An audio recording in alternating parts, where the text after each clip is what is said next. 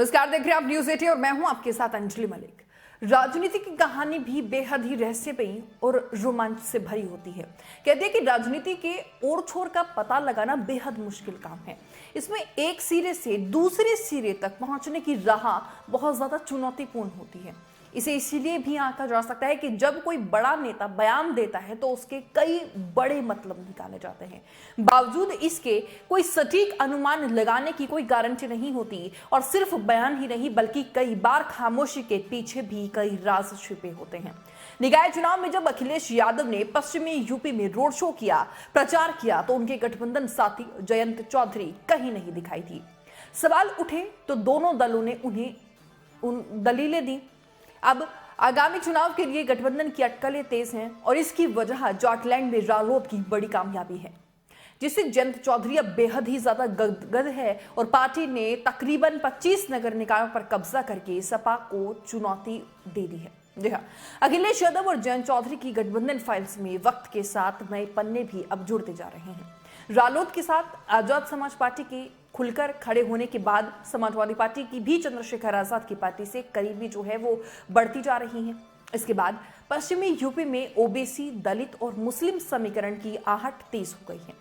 गठबंधन के तमाम साझेदारों ने खतौली विधानसभा उपचुनाव में इसका सफल प्रयोग भी किया, लेकिन नगर निकाय के चुनाव में समाजवादी पार्टी और रालोद के संबंध अच्छे नहीं रहे।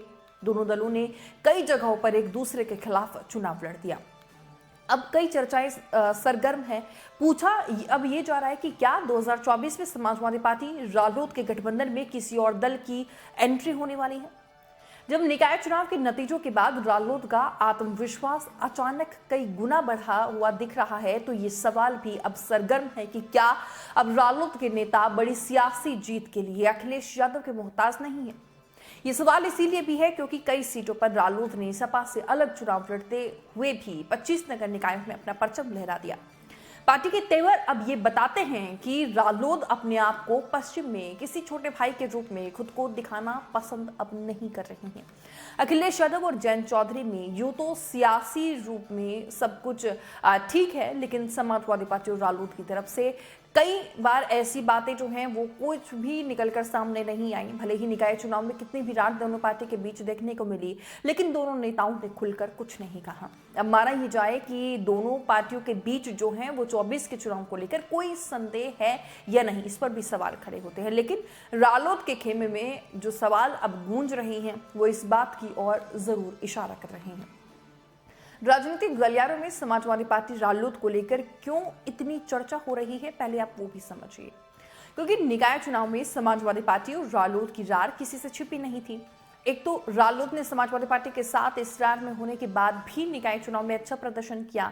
समाजवादी पार्टी का प्रदर्शन जो है वो उम्मीद के मुताबिक नहीं रहा, जिससे अखिलेश यादव बेहद नाखुश हैं।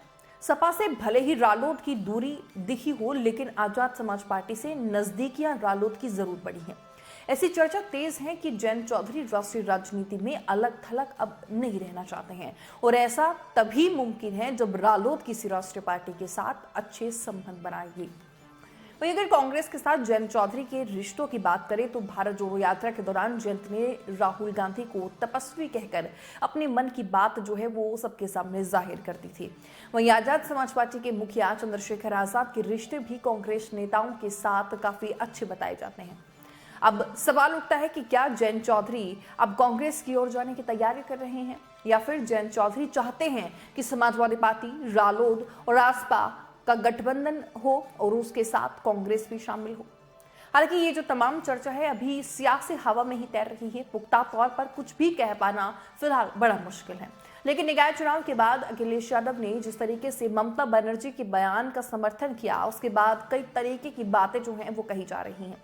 बीजेपी से सियासी लड़ाई का संकल्प लेकर जो समाजवादी पार्टी और रालोद का गठबंधन बना, वो इरादे से भटका हुआ अब नजर आ रहा है। लेकिन वादे और इरादों के बीच 2024 की तैयारी में नए विकल्प भी तलाशे जा रहे हैं।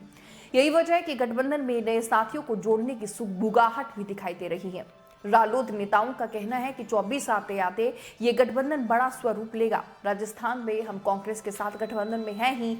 ये बात साफ है कि पश्चिमी यूपी की सियासी हवा बहुत कुछ कह रही है और पूर्व तक बहुत कुछ बदलने की ताकत भी रखती है। अब समाजवादी पार्टी रालोद गठबंधन में है या फिर आरएलडी और कांग्रेस अलग गठबंधन अन्य दलों के साथ मिलकर बनाएगी, जो बीजेपी के लिए मुश्किल खड़ी कर सकती है। अभी इन सब बातों पर सस्पेंस बरकरार है जब तक कि जयंत चौधरी 24 के चुनाव के लिए खुद कुछ नहीं बोलते। फिलहाल इस रिपोर्ट पर आपकी क्या राय, आप क्या सोचते हैं, वो जरूर कमेंट बॉक्स में रखिएगा। मेरे साथ इतना ही, ऐसी तमाम खबरें देखने के लिए बने रहिए न्यूज़ 80 के साथ। नमस्कार।